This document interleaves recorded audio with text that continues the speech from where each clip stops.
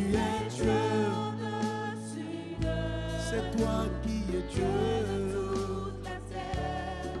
Tu es Dieu. Et tu es digne d'être adoré. Car tu es Dieu. Tu es Dieu. Tu es Dieu. Tu règnes sur toutes choses. Car tu es Dieu. Tu es Dieu. Tu es Dieu. Tu règnes sur toutes choses. Car tu es Dieu. Tu es au-dessus de toutes choses. C'est toi mon Dieu qui règne. Tu règnes sur toutes choses. Les cieux des cieux ne peuvent te contenir. Les cieux des cieux ne peuvent te contenir. Car tu es Dieu. C'est toi qui es Dieu. Les cieux des cieux ne peuvent te contenir. Car tu es Dieu. C'est toi seul qui est Dieu. Tu tiens toutes choses entre tes mains. Reconnaissons ta grandeur. Car tu es Dieu, mon Dieu, mon roi. Je viens devant ton trône pour t'adorer, pour célébrer ton nom, pour t'élever et magnifier ton nom. Car tu es mon Dieu. C'est toi, mon Dieu, qui règne sur toutes choses. C'est toi, mon roi, qui dirige ma vie. Toi, mon Dieu, c'est toi, mon Dieu, qui t'aime. Car tu es Dieu. C'est toi, Jésus. Nous reconnaissons ta seigneurie, ton pouvoir, ta grandeur, Seigneur. Prosterné devant toi. Car mon Dieu, car tu es Dieu, je me prosterne, mon Dieu, devant ton trône. Je reconnais que tu es le plus grand, le plus fort, le plus saint, le merveilleux, l'extraordinaire. Car mon Dieu, car tu es, je me prosterne, nous prosternons devant toi. Nous reconnaissons ta grandeur. Oh, et nous, mon Dieu, tu règnes. Tu es au-dessus de toutes choses. Tu es au-dessus de toutes choses. Tu es digne d'être adoré. Car tu es Dieu.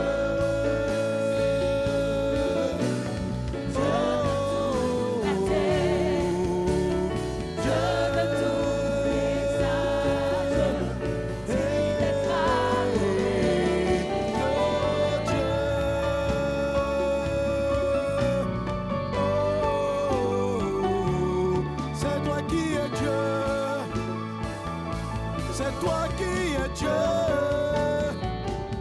C'est toi qui as créé toutes choses. C'est toi qui règne. Le dernier mot est à toi. Tu commences toutes choses. Tu achèves toutes choses.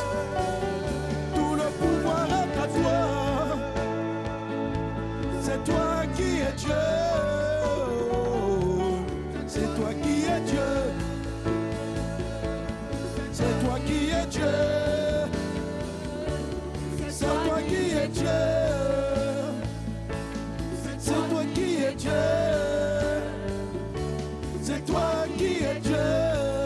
Ce n'est pas l'argent, ce ne sont pas les hommes, ce ne sont pas les puissants de ce siècle, mais c'est toi qui es Dieu. C'est toi qui es Dieu. C'est toi qui es Dieu. C'est toi qui es Dieu. C'est toi qui es Dieu. C'est toi qui es Dieu. C'est toi qui es Dieu. C'est toi qui es Dieu. C'est toi qui es Dieu. C'est toi qui es Dieu.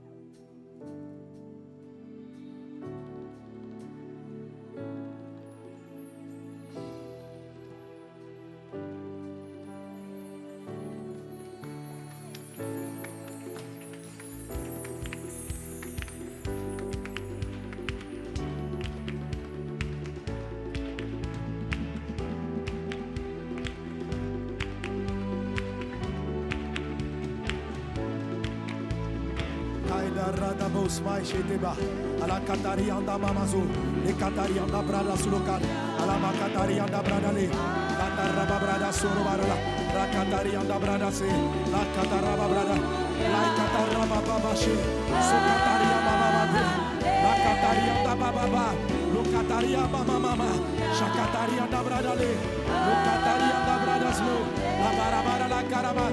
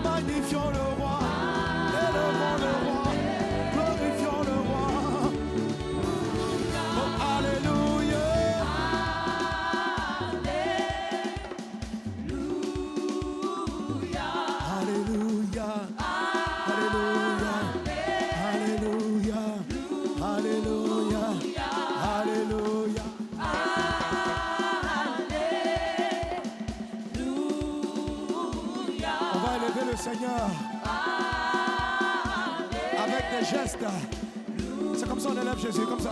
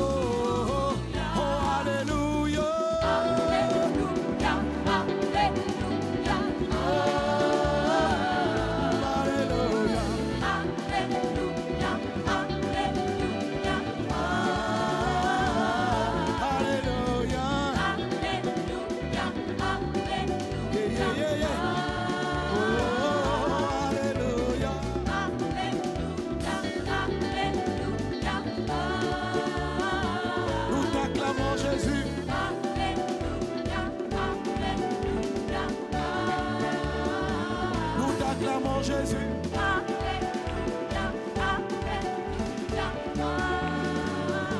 Nous t'acclamons Jésus.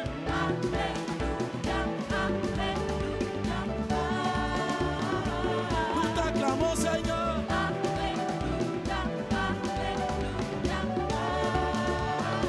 Nous t'acclamons Yahvé.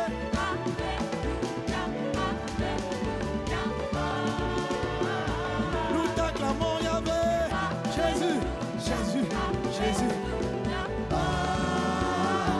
Quelqu'un acclame Jésus. Quelqu'un proclame Jésus.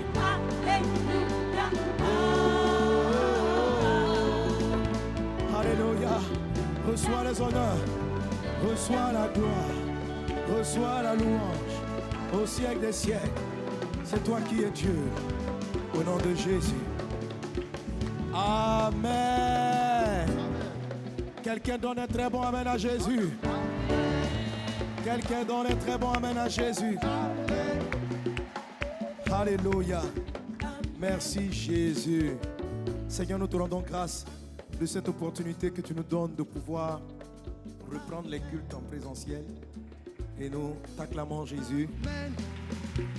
Tu as été fidèle à ta parole. Et nous te disons merci pour tous ceux qui dans le monde entier sont connectés à ce troisième culte du week-end. Nous te disons merci pour leur vie, merci pour nos vies, merci pour ce culte. Je sais que ta présence est manifeste ici comme ailleurs.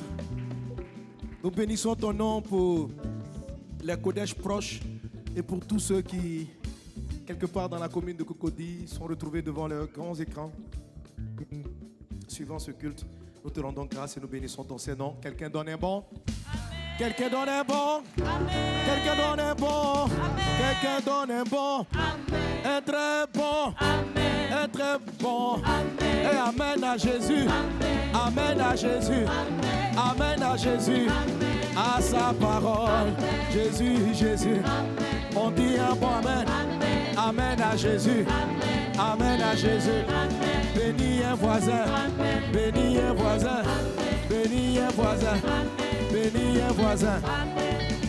Alléluia. Amen. Wow. Gloire à Dieu. Amen. Il y a longtemps qu'on ne s'était pas vu comme ça. Hein, bon, il y a des visages que je ne connais. Toi, mais je vais me battre. Ton masque est masqué. Hein? Et le masque même va fermer presque les yeux. Waouh, je suis content de te voir. Voilà. Amen. En tout cas, vous m'avez trop manqué. Je vous aime. Bon, vous me voyez à l'écran. Moi, je ne vous voyais pas. Hein, ceux qui sont sur l'écran, ils me voyaient. Mais malheureusement, de ma place, je ne vous voyais pas. Donc vraiment, quand je vous vois danser, vraiment qu'il est doux et agréable pour des frères de demeurer ensemble. Amen. Donc, quand j'ai l'occasion d'avoir des frères au téléphone, je dis, mais il y a longtemps. Je dis, parce que nous, tu es avec nous toujours, on te voit tout dans nos écrans. Je dis, mais moi, je ne vous vois pas. Donc, vous me manquez beaucoup. Alléluia. Et je vois vraiment que tout le monde va bien. Amen. Dis à ton voisin, comment ça va? Ça va bien. Comment ça va? Ça va bien. Le voisin te répond, ça va bien. Comment ça va? Ça va bien. Je dis, comment ça va? Ça va bien. Comment ça va? Ça va bien. Comment ça va?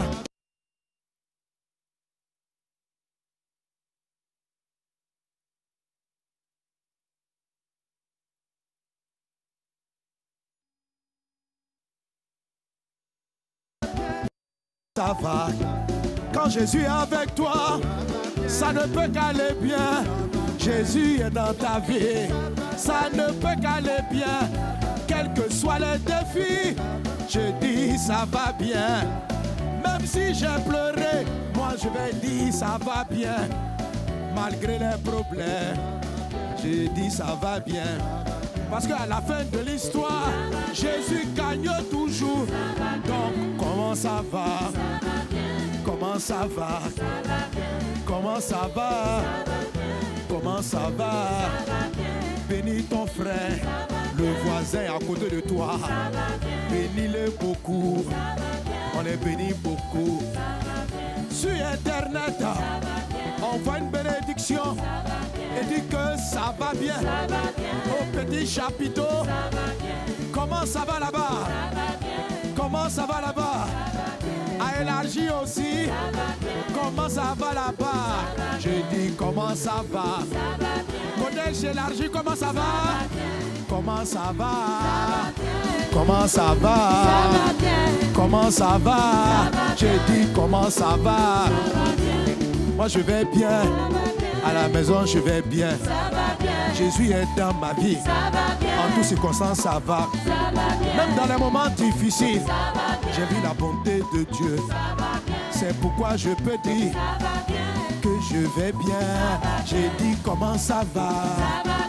Comment ça va? Comment ça va? Comment ça va? Quelqu'un acclame Jésus parce que tout va bien avec Jésus. Alléluia. Gloire à Dieu. Amen. Le Seigneur est bon. Alléluia. Amen. Vraiment content. Merci Seigneur pour ta grâce. Merci pour cette occasion. Je te rends grâce pour toutes choses. Nous voulons recevoir ta parole car chaque fois que tu nous assembles, tu as une parole pour nous. Bénis-nous par ta parole. Enseigne-nous par tes voies. Montre-nous le chemin. Dirige-nous Seigneur. Nous sommes à tes pieds pour apprendre au nom de Jésus. Amen. Amen. Gloire à Dieu. Waouh, j'ai trop dansé, je suis un peu essoufflé. Amen. On va rendre grâce au Seigneur pour l'équipe Worshipper Family. Amen. Gloire à Dieu. Alléluia. Alors, quels sont ceux qui vraiment arrivaient à suivre les cultes en ligne? Si tu arrives à suivre les cultes en ligne, lève la main. Tu as tout suivi. Quand tu manquais quelques heures, tu faisais rattrapage. Amen. Quels sont ceux pour qui ça a été vraiment difficile, ils n'arrivaient pas régulièrement à suivre? Levez aussi la main. Pourquoi? Internet. Mais on était sur les radios, on est sur les radios. Il y a même le culte qui passe sur le bouquet Canal. Alléluia. Donc vraiment, il y a tous les moyens. Amen. Amen. Vraiment, ne manquons pas. On ne sait pas comment le futur sera. Peut-être que ça, c'est un exemple pour nous montrer que quand si l'Église rentre dans des périodes de persécution, ce qui est très fort probable. Je ne sais pas quand ça va se passer exactement, mais Satan est en train de mettre en place tous les systèmes pour nous y conduire. Et s'il arrive dans l'avenir qu'on ne peut pas se réunir physiquement, il faut que tout ce qui est cellules de maison, moyens de recevoir la parole, même en petits groupes, soit activé. Vous ne devez jamais rien laisser. Que physiquement, on puisse se réunir. Qu'on ne peut pas se réunir, ça ne doit aucunement jouer sur ta communion avec Dieu, sur ton culte les dimanches. C'est une journée que tu as dédiée au culte de Dieu. Tu dois toujours l'avoir. Alléluia. Et tu dois payer le prix pour avoir la parole. Alléluia. Priez chaque fois. Si tu devais acheter des datas, demandez à Dieu, Seigneur, je n'ai pas l'argent pour manger, je veux l'argent pour écouter ta parole. Et ça, ce sont des gestes qui touchent le cœur de Dieu. Et tu vas voir que le Seigneur sera fidèle. Il va toujours te donner de quoi suivre afin de pouvoir te faire grandir. Alléluia. Alléluia. Il y a un moment donné de persécution en Chine où il était interdit donc d'avoir la Bible. La Bible était interdite. Alors quand les frères se réunissaient, ils ne pouvaient même pas avoir de Bible. Alors ils ont fait une chose. Lorsqu'ils ont trouvé une Bible, et moi aussi j'ai commencé à faire, on va appliquer ça bientôt. J'ai cherché des ouvriers pour faire ça. Pour qu'on se prépare. Donc ils ont fait ceci. Avec leur Bible, ils sont repartis groupe par groupe d'apprendre par cœur. Donc il y a un groupe, ils ont appris Genèse 1, Genèse 2, verset par verset. Genèse 1, au commencement était la parole. Au commencement, Dieu a créé les cieux et la terre. La terre était informe et vide. Il y avait les ténèbres, puis du verset 2, 3. Donc il y a des groupes comme ça. Il y en a même qui avaient la mémoire de toute la Bible. Donc quand le pasteur vient comme ça, il prêche. Il dit, il y a un verset quelque part qui dit, il y a un qui s'élève là-bas, celui qui a appris Matthieu 3.3. Il est écrit, celui qui a appris Matthieu 7.7. Quand il cherche un verset, parce que tout le monde avait appris une portion de la Bible par cœur. Tout ça, il faut qu'on s'y prépare. Alléluia. Quand je vois ton visage, toi tu ressembles à prendre 3 chapitres. Tu es prêt? Ça va aller. Tu vas nous donner l'intelligence. Mais on ne sait jamais, vous voyez. Parce qu'à un moment donné, là où le siècle est en train de partir, là dans un pays comme le Canada, bientôt ils vont pénaliser. Il y a un projet de loi pour pénaliser toute tentative de changement d'une personne homo quelque chose. Voilà, si tu lui parles et puis il change. Si tu lui donnes des conseils et puis il change. Toi qui lui as parlé pour qu'il change, on peut te punir de 5 ans de prison. C'est un projet qui est déposé sur leur texte. Et j'ai dit à l'église, il faut qu'on prie. Et je crois qu'ils veulent appliquer ça. Il y en a qui veulent appliquer ça en Angleterre. Et avec la façon dont ils sont arrivés à faire insérer dans les lois des pays, à imposer ça au pays, vous voyez, ce sont des choses vers lesquelles ils vont. À un moment donné, ils vont arriver au point où on va imposer aux pasteurs de célébrer des mariages, de ce genre de mariage. Oui. On va dire, si un pasteur refuse, il est interdit d'exercer le ministère pastoral. Ouais. Ce sont des choses qui vont arriver. Même ici, ça risque d'arriver. Nous devons prier, vous comprenez? Et le monde est en train d'aller vers cela. Ce sont des lois qui sont en train d'être votées. Donc, au début, ils ne vont pas obliger le pasteur à prêcher là-dessus. On va dire, on est libre de prêcher. Mais ils vont te dire, bon, si dans ton église, il y a telle catégorie de personnes qu'ils viennent te demander de bénir leur mariage, tu es tenu de le faire. S'il dit non, on va dire, il est homo sapiens. Homo bien. C'est-à-dire la terre va arriver au point de pouvoir renier même son principe de liberté d'expression et d'avis. On dit tu n'as pas le droit d'avoir un avis contraire.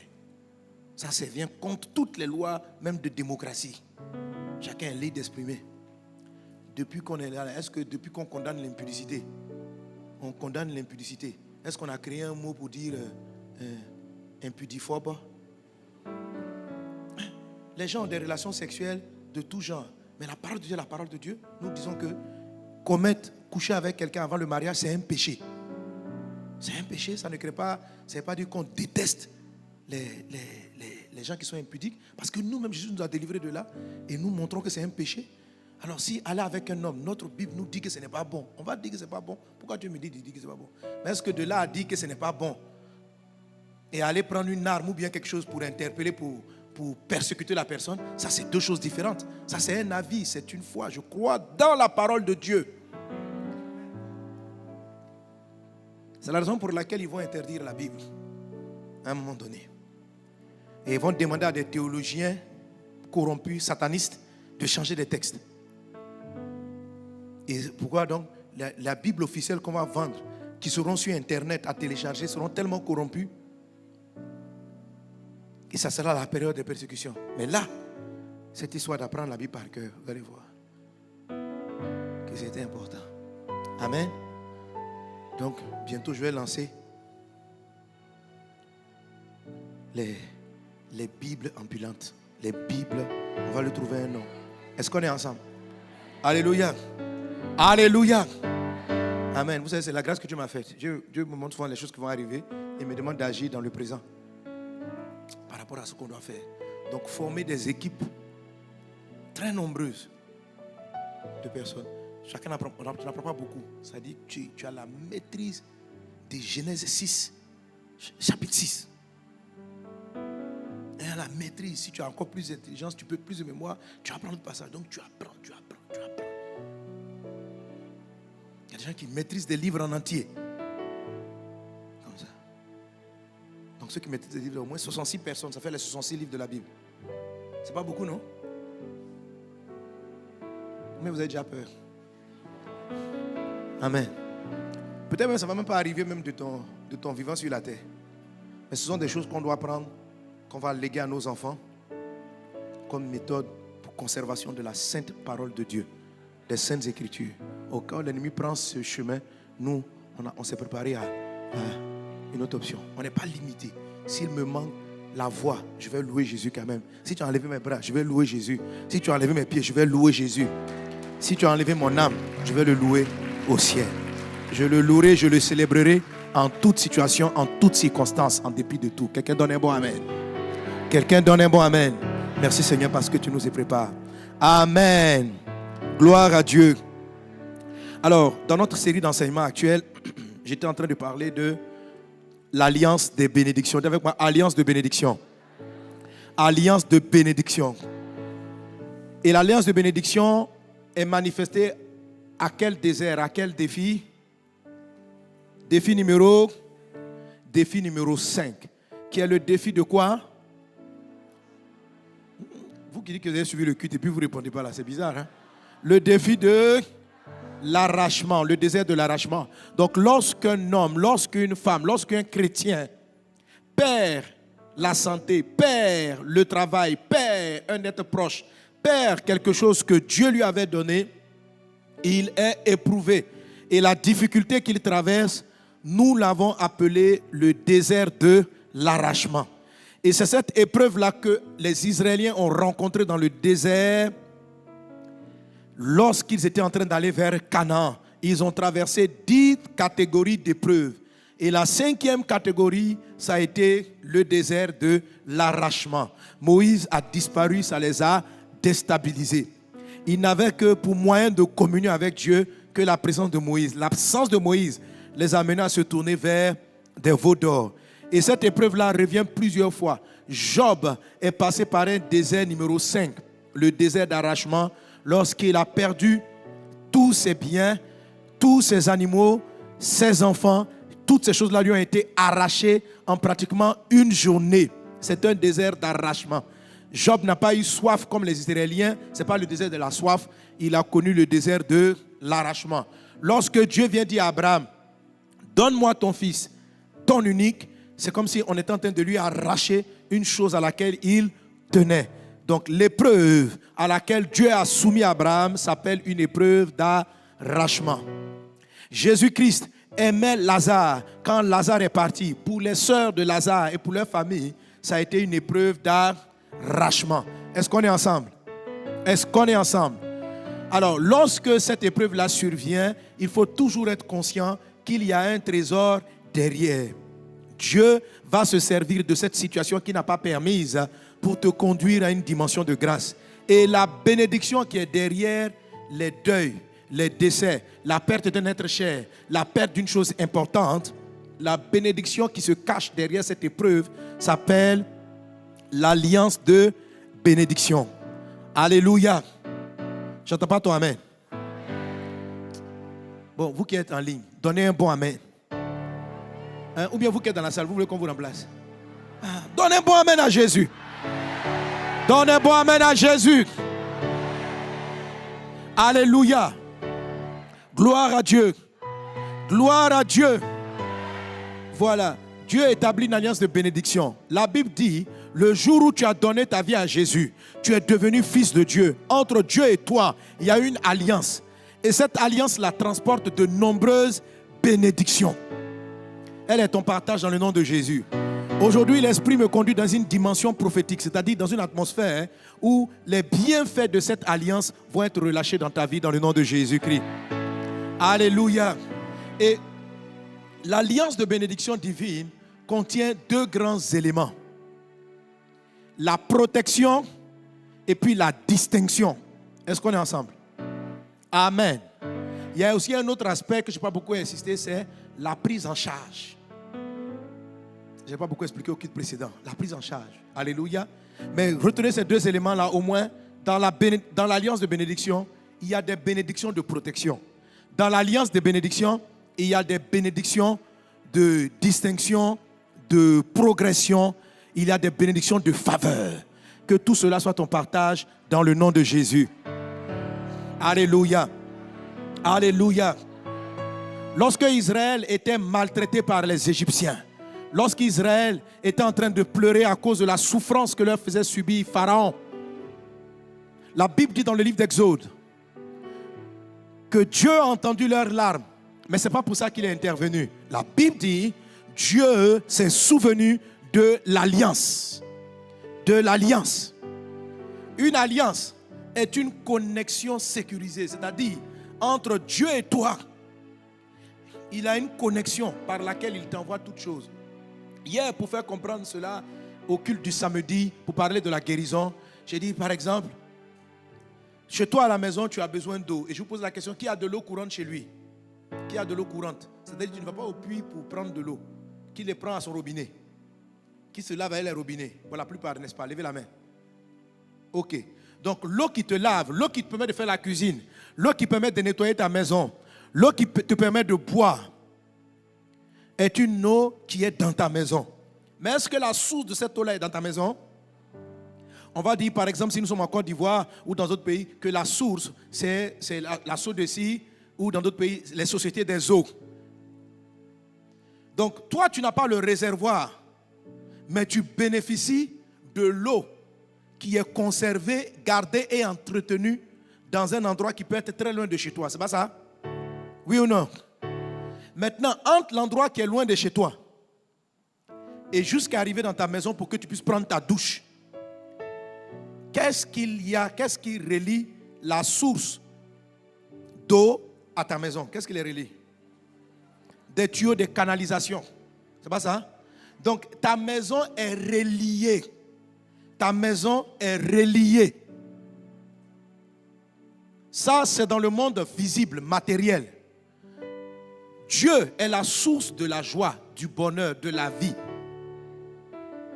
Pour que sa santé quitte le ciel et arrive à toi, il faut relier, il faut qu'il y ait une connexion. Alléluia. Alléluia.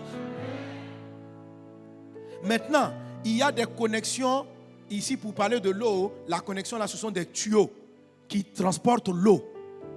Il y a aussi des connexions électriques. Pour qu'il y ait la lumière chez toi à la maison, il y a le barrage qui est la source. Et toi qui vas bénéficier de la lumière chez toi à la maison, entre la source et ta maison, il y a des connexions.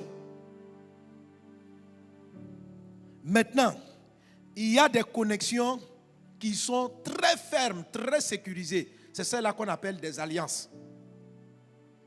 Alléluia. Par exemple, vous savez que chez le chef de l'État, le courant n'a pas le droit de se couper. Chez toi, le courant peut se couper. Si tu es un DG de la société d'électricité, que le courant se coupe, en même temps, il faut déposer ta lettre de démission. Chez le chef de l'État, il ne peut pas avoir de coupure d'Internet. Et son Internet, là, personne ne peut rentrer là-dedans. Ce n'est pas un Wi-Fi même que tu vas avoir. Si tu habites à côté du président. Étant donné son importance, c'est comme si entre la société des eaux, entre la compagnie d'électricité, entre toutes ces personnes, sa ligne à lui est balisée, sécurisée, garantie. Pourquoi? À cause de sa position. Un peu comme si la société des eaux, quand tu viens faire même ton contrat, que éventuellement c'est toi à qui on a donné la distribution de l'eau, on te dit ça là. On ne plaisante pas avec ça. C'est d'ici que le pays est dirigé. On ne peut pas permettre qu'un jour la lumière ne puisse pas être allumée dans sa maison. Débrouillez-vous. Est-ce qu'on est ensemble? Dieu a établi entre toi et le ciel une liaison, une connexion sécurisée. De sorte que dans ta vie, tu ne manques jamais de ces trois éléments. La protection, la distinction, l'élévation. Toutes ces choses-là sont dans ton alliance de bénédiction. Et ce matin, l'Esprit relâche ses pouvoirs dans ta vie, dans nos vies, au nom de Jésus. Quelqu'un donne un bon amen. Quelqu'un donne un bon amen. Alléluia. Lorsque Pharaon s'est ligué contre Israël pour détruire Israël, la Bible dit que Dieu a entendu leurs larmes, mais ce n'est pas ce qui l'a ému. Mais Dieu s'est souvenu de son alliance avec Abraham, Isaac et Jacob. Et parce qu'il s'est souvenu de l'alliance, Dieu est descendu pour combattre. Dieu protège. Dans l'alliance là, Dieu te garde. Dieu te protège. Alléluia. Dans l'alliance aussi de bénédiction, il y a non seulement la protection, mais il y a aussi certains éléments de distinction. Que cela soit ton partage au nom de Jésus. Alors on va lire ensemble un passage de la parole de Dieu. Ce matin, je vais te parler des marques de l'alliance. Honore les marques de l'alliance pour activer ton alliance de bénédiction. Amen. Dis avec moi les marques de l'alliance. Ou encore si tu veux, les signes de l'alliance. Les signes. Quand une personne est divinement protégée tout le temps, ou elle est divinement alimentée par le ciel tout le temps, quand cette connexion n'a pas le droit d'être coupée, elle doit tout le temps parler. Dieu va établir une marque, un signe. Est-ce que tu comprends? Lorsque c'est une connexion aléatoire, temporaire, Dieu n'établit pas de marque et il te bénit, il fait une connexion ponctuelle, il t'envoie des grâces, il t'envoie des faveurs. Si le diable s'est levé pour la couper, il ne va pas s'émouvoir pour ça. Mais lorsque la connexion va être bloquée, définitive, on ne peut plus y toucher, il y a un signe. Et ce sont ces signes-là dont je veux te parler. Alléluia. Et le comportement que tu dois avoir vis-à-vis des signes de l'alliance, vis-à-vis des signes de la bénédiction, de l'alliance de bénédiction. Alléluia. Genèse chapitre 4, verset 11. Il est dit, ça c'est Dieu contre Caïn. Caïn a tué son frère, Dieu n'était pas content. Et Dieu a maudit la terre et des malédictions ont touché la vie de Caïn. Voilà ce qu'il est dit. Maintenant tu seras maudit de la terre qui a ouvert sa bouche pour recevoir de ta main le sang de ton frère. Quand tu cultiveras le sol, il ne te donnera plus sa richesse. Tu seras errant et vagabond sur la terre. Verset 13. Caïn dit à l'Éternel, mon châtiment est trop grand pour être supporté. Voici tu me chasses aujourd'hui de cette terre. Je serai caché loin de ta face. Je serai errant et vagabond sur la terre, et quiconque me trouvera me tuera. Verset 15. L'Éternel lui dit, si quelqu'un tuait Caïn, Caïn serait vengé 7 fois. Et l'Éternel mit un signe sur Caïn pour que quiconque le trouverait ne le tuât point. Amen. Donc Caïn a été puni par Dieu. Et Caïn, dans sa punition, a dit, mais Dieu, quand même, c'est trop difficile ma situation. Dieu dit, bon, je te fais une petite faveur. Je te fais la faveur de la protection. J'interdis quiconque de te tuer. Si quelqu'un te tue, il va voir avec moi. Il va payer ça 7 fois. Et Dieu, pour sceller cela, va mettre un signe. Alléluia. Dieu aussi, dans la conversion, dans le salut en Jésus, là, je vais te montrer. Et hier, je l'ai beaucoup expliqué dans l'enseignement pour la guérison des malades. Il a un signe qui marque sur toi pour ne pas que les malédictions t'atteignent. Les réclamations viennent contre toi. Alléluia. Amen. Donc Dieu a mis un signe. Et chaque fois Dieu met des signes. Regarde d'autres passages des signes. Genèse chapitre 9 verset 8. Genèse le chapitre 9 verset 8. Il est dit, on va lire du verset 8 au verset 17. On va le lire ensemble. 1, 2, 3, on y va. Dieu parla encore à Noé et à ses fils avec lui en disant, voici, j'établis mon alliance avec vous et avec votre postérité après vous, avec tous les êtres vivants qui sont avec vous, tant les oiseaux que le bétail et tous les animaux de la terre, soit avec tous ceux qui sont sortis de l'arche, soit avec tous les animaux de la terre. J'établis mon alliance avec vous. Aucune chair ne sera plus exterminée par les eaux du déluge. Il n'y aura plus de déluge pour détruire la terre. Et Dieu dit, il dit quoi? C'est ici le signe de l'alliance que j'établis entre moi et vous et tous les êtres vivants qui sont avec vous, pour les générations à toujours. Verset 13. J'ai placé mon arc dans la nue, et il servira de signe d'alliance entre moi et la terre. Quand j'aurai rassemblé les nuages au-dessus de la terre, l'arc paraîtra dans la nue, et je me souviendrai de mon alliance entre moi et vous et tous les êtres vivants de toute chair.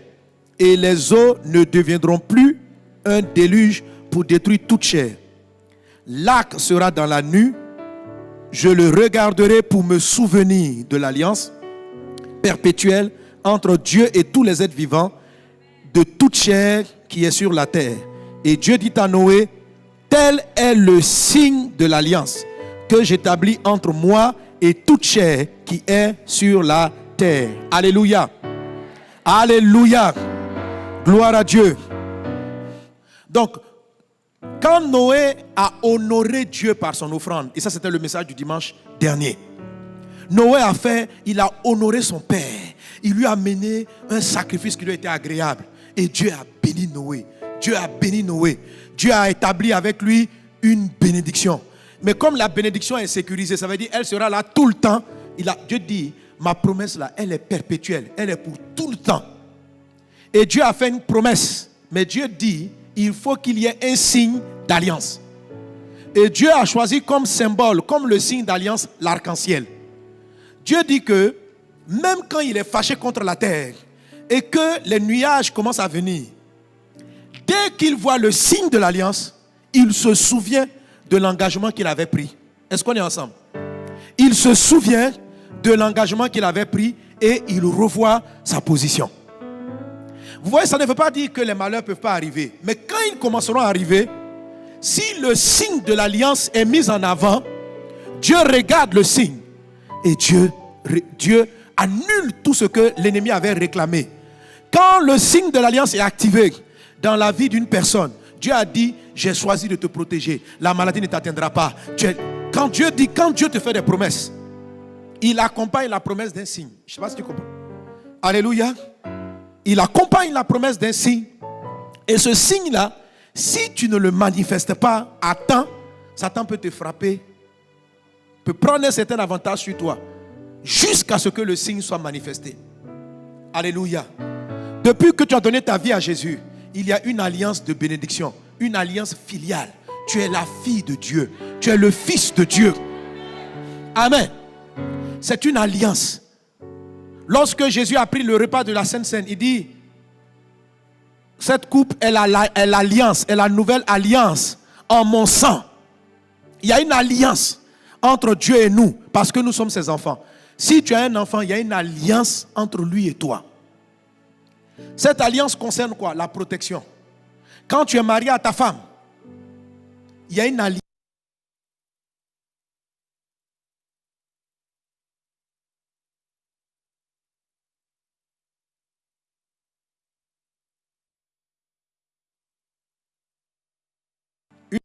Plus puissante. Une alliance, on ne parle pas beaucoup à l'intérieur. Mais si tu touches quelqu'un qui est allié à une autre personne, la personne a le devoir de venir se battre pour toi. Si un monsieur avec sa femme, que tu touches sa femme, il ne cherche même pas à savoir si sa femme a raison ou elle a tort. Il te frappe d'abord. S'il peut te frapper, mais ça dépend de ta forme aussi. Mais en tout cas, quand il y a une alliance, on ne cherche pas à savoir qu'est-ce qui se passe. Dès qu'il y a une alliance, ton ennemi devient systématiquement l'ennemi de celui avec qui tu es allié. Systématiquement.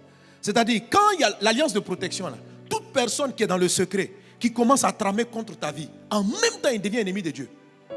C'est-à-dire, il est là, il dit, cet homme-là, cette femme-là, elle va voir. Quand il a dit, elle va, Dieu dit, moi aussi tu vas me voir. L'alliance qui est entre Dieu et toi amène Dieu à te protéger. Caïn même qui a été un meurtrier, Dieu a mis un signe sur lui comme signe d'alliance. Il dit, si quelqu'un s'amuse à te toucher, je te venge 7 fois. Vous comprenez? Et ça c'est pour Caïn, un homme qui a été meurtrier, qui n'a pas su adorer Dieu. À plus forte raison, toi, qui as décidé de marcher avec Jésus, qui a cru dans le sang de l'alliance. Alléluia. Gloire à Dieu. Elle est puissante, l'alliance, lorsqu'elle produit la protection. Elle protège. Elle protège. Mais le signe de l'alliance est très important. Donc, c'est très bien de vous parler de l'alliance de bénédiction, de parler de l'alliance de l'épouse, de parler de l'alliance des fils. Mais vous devez connaître la parole de Dieu, mais vous dire, en tant que fils, là, c'est quoi le signe? En tant qu'épouse de Christ, c'est quoi le signe de notre alliance? Et ce signe de l'alliance, je dois avoir une certaine considération pour lui. Est-ce qu'on est ensemble? Est-ce qu'on est ensemble? Et le signe, le sang de l'alliance est puissant. Il parle plus fort. Il guérit, il délivre, il protège. Que cela soit ton partage au nom de Jésus. Dieu, il dit, quand je verrai le signe, je vais me souvenir. Un peu comme si Dieu oubliait qu'il avait dit qu'il allait te protéger. Un peu comme si Dieu oubliait qu'il a déclaré qu'il allait t'élever. Mais il dit ceci, chaque fois que je verrai le signe. Et c'est que Dieu m'a dit le matin quand je priais pour ce moment. Il me dit, mon fils, mon signe est en train de parler pour beaucoup de personnes qui vont t'écouter. C'est-à-dire, dans les semaines qui viennent, Dieu va régler des palabres dont tu n'as aucune idée. Alléluia. Alléluia. Et puis quand il y a une alliance, tu ne sais même pas la manière dont Dieu va te défendre. C'est-à-dire, il arrive d'une certaine façon extraordinaire. Et c'est ce que je vois dans mon esprit qui est en train d'avoir lieu dans vos vies en ce moment même, au nom de Jésus. Dis avec moi, alliance de bénédiction. Alliance de bénédiction. J'utilise le mot alliance de bénédiction pour dire qu'il y a une alliance qui fait que Dieu te bénit, que Dieu te protège, que Dieu te garde, que Dieu veille à ce que tu ne manques de rien. C'est-à-dire, quand tu seras au chômage et que tu vas perdre ton travail, à cause de l'alliance, Dieu va se lever et puis dit, toi tu peux pas être au chômage. Et il va te trouver du travail. Sans même que tu aies prié. L'alliance, on n'a pas besoin de prière. Tu n'as pas besoin de faire beaucoup de prières pour le sujet. Il faut que la marque de l'alliance soit rappelée. Dès que le souvenir est placé, Dieu en même temps intervient. Parce que tu ne peux pas savoir souvent, tu ne peux pas savoir les gens qui trament dans le secret contre toi. Tu ne peux pas savoir les gens qui te combattent. Tu ne peux pas savoir les malédictions qui te réclament. Ce sont des choses qui se passent dans l'invisible. Dieu est celui qui voit dans l'invisible comme dans le visible. Lorsque des gens trameront contre toi des choses désastreuses, Dieu qui les verra à cause de l'alliance. Mais il faut que tu connaisses le signe. Qui veut connaître les signes? Qui veut activer ces signes? Alléluia. Alléluia. Que le nom du Seigneur soit béni. Amen. Dans le cas d'Israël, quand Israël pleurait, Dieu s'est levé. Il dit, je me suis souvenu de mon alliance avec Abraham, Isaac, Jacob. Et Dieu est descendu. Dieu dit à Pharaon, mon peuple, laisse-les partir. Pharaon dit non. Dieu l'a frappé. Dieu les a frappés. Mais comme Pharaon était persistant, vous savez, quand Dieu voit le signe de l'alliance,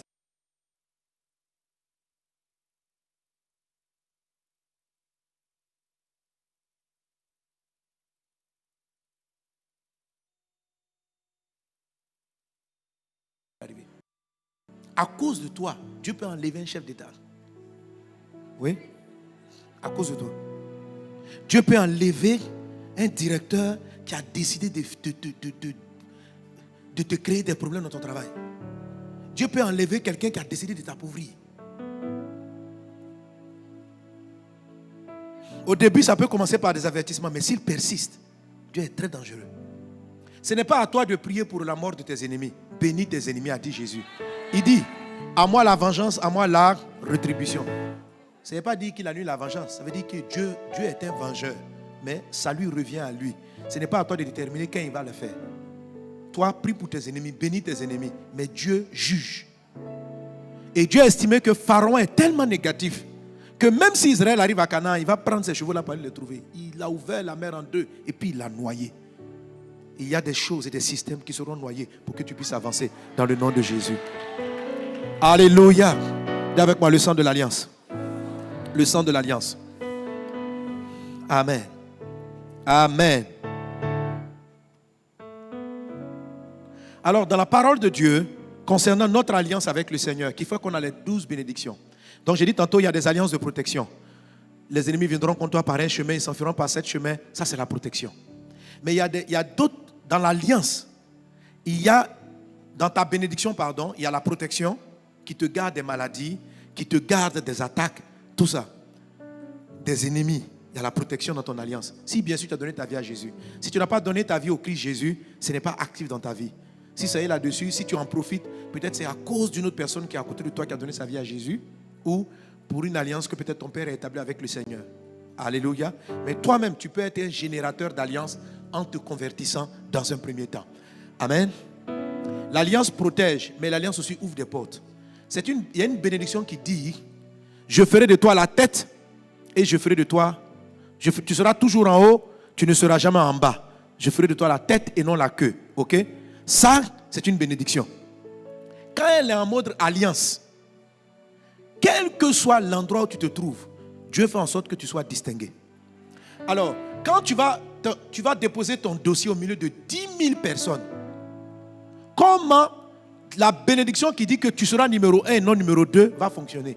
Il faut que le signe de l'alliance soit exacerbé. Pour qu'on comprenne que il y a la marque sur elle. Donc, au milieu des 10 000 demandes, là, elle est la fille particulière de Dieu. Elle a une alliance. Elle est privilégiée. L'alliance de bénédiction non seulement te protège, mais te donne une distinction de privilège. Alléluia. Amen. T'ouvrir des portes, ce n'est pas de la protection. La protection, c'est empêcher l'ennemi de te toucher. Mais t'ouvrir des portes, c'est encore une autre faveur. Dieu ne te limite pas à te protéger. Il t'ouvre des portes. Il ouvre le ciel pour toi à cause de cette alliance. Vous voyez, il y en a qui disent amen, mais ils n'y croient pas. Donne un bon amen que tu crois.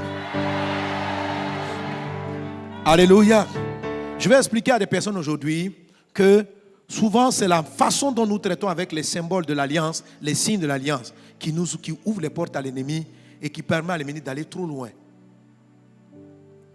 Alléluia. Alors je viens de citer 2 grandes choses que font les alliances. L'alliance protège, l'alliance ouvre des portes. Amen. L'alliance distingue. À chacune des choses que l'alliance accorde, il y a un signe. Et puis je dis qu'il y a un aspect que j'appelle la prise en charge de l'alliance. Tu es pris en charge. L'alliance te prend en charge. Ça ne te donne pas forcément la prospérité, mais ça te prend en charge. Il y a un aspect de protection. Ça ne te donne pas la prospérité, mais tu ne manques de rien. Tu as le minimum. Ça aussi, l'alliance fait ça. Alléluia. Alléluia. Alléluia. Parce que tu peux ne pas être à la tête, mais tu n'es pas dernier aussi, tu es au milieu. Donc cette prise en charge-là, l'alliance aussi a ce paramètre-là en son sein. Amen. Et pour cela aussi, il y a aussi une marque d'alliance. Donc si on veut, on peut parler de 3 marques d'alliance. Mais moi, je vais insister dans mon enseignement sur 2 d'entre elles. Alléluia. Donne un bon amen à Jésus. Donne un bon amen à Jésus. Et chacune de ces marques doit être honorée. Alors, j'ai à mon doigt une alliance. Qui signifie quoi? Que je suis marié. Que je suis marié. Ça, c'est le signe de l'alliance. Mais le signe de l'alliance n'est pas l'alliance. Est-ce que vous me suivez? Amen. C'est pas ça là qui fait mon mariage. Mon mariage, c'est la vie que j'ai avec mon épouse. L'alliance, c'est la manière dont je l'aime, je prends soin d'elle. Elle aussi, la manière dont elle me traite. Ça, c'est notre alliance. Mais sur cette alliance-là, on doit marquer un signe. Alléluia. On doit identifier un signe. C'est ce qu'on appelle le signe de l'alliance. Donc, quand même je suis en train de vivre, de parler, et que les yeux de quelqu'un tombent là-dessus, il comprend que, attention, c'est un monsieur qui est lié. Quand tu vois ça sur le doigt d'une dame, tu sais que c'est une femme qui est liée. Et cette alliance-là protège. N'est-ce pas? De nos jours, c'est un peu risqué, mais il y a des gens trop bizarres. Alléluia. Voilà. Lorsqu'une femme a ça sur les doigts, les dragueurs, normalement, ils doivent freiner. C'est-à-dire, ils arrivent, quand ils voient, attention, elle est alliée à quelqu'un. OK? En regardant le signe. C'est ce qu'il y avait sur la tête de Caïn. En fait, quand les démons, les gens voulaient le tuer, ils s'approchaient, ils sentaient qu'il y avait quelque chose. Il y avait la marque, et puis ils reculaient. Et ils reculaient. Maintenant, il y a des démons persistants. Eux, malgré qu'ils voient la marque, ça, ce sont les gens bandits là. C'est-à-dire, il y a des personnes, ils aiment les femmes mariées. Il y a des femmes, elles aiment les hommes mariés. Des vraies sorcières. Des vrais sorciers. Mais je vous dis, le jugement qui va vous tomber là-dessus, c'est terrible. On ne badine pas avec les alliances. Vous allez avoir affaire à Dieu. Alléluia. Le signe de l'alliance est important. Il avertit des personnes. Pharaon, par exemple, c'est un type de démon persistant. Moïse lui explique qu'il y a une alliance. Pharaon dit, je m'en fous. On dit, il y a une alliance. Il dit, c'est pas grave. Donc Dieu a commencé à s'énerver. Première plaie, deuxième plaie, troisième plaie, 10e. Il fait massacrer tous les premiers-nés. Il dit, c'est le début du commencement. Et maintenant, quand sa colère atteint un niveau, il dit aux Israéliens, il faut qu'il y ait une marque de l'alliance là, sur vos maisons. Ils ont pris du sang, ils ont mis sur leurs portes. Quand Dieu arrivait, quand l'ange de la mort venait frapper, s'il ne voyait pas le signe, toi-même tu allais être victime. Ça veut dire tu es dans l'alliance, mais parce que la marque de l'alliance n'est pas visible, tu peux être frappé par un malheur qui n'aurait pas dû t'arriver. Les marques de l'alliance spirituelle, les 3 marques, sinon je vais parler de 2 marques que vous devez avoir sur vous, sont importantes, sans quoi certaines choses qui n'étaient pas censées vous atteindre risquent de vous atteindre. Ça, c'est le côté protection. Maintenant, le côté marque de distinction. Si tu n'as pas cette marque, certaines choses de bien qui devaient t'arriver peuvent ne pas t'arriver. Certaines portes ouvertes, certaines élévations peuvent ne pas t'arriver parce qu'on n'a pas vu la marque. Dis avec moi la marque. La marque. La marque. Alléluia. Alléluia. Amen. Alors, la première marque, le premier signe. Attends, d'abord un autre exemple sur le signe. Regardez, maintenant, si une dame, un monsieur marié, enlève ça, est-ce que ça veut dire qu'il a divorcé? Mais, quand la marque n'est pas là, tu t'exposes. Ok? Il y a un nombre de sœurs qui vont te regarder autrement. Tu t'exposes. Quand la marque n'est pas là, une femme qui n'a pas son alliance, elle s'expose. Alléluia. Un chrétien qui laisse sa marque d'alliance à la maison peut se faire frapper avant que le diable réalise qu'il n'aurait pas dû le toucher parce que c'est un gars qui est divinement protégé. Donc, dans cette plaisanterie avec les marques d'alliance, certains se prennent des maladies, des petits problèmes inutiles.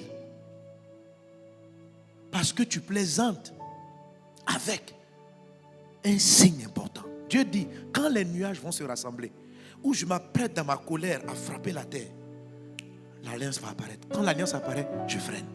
Fais très attention avec la marque. La marque fait freiner.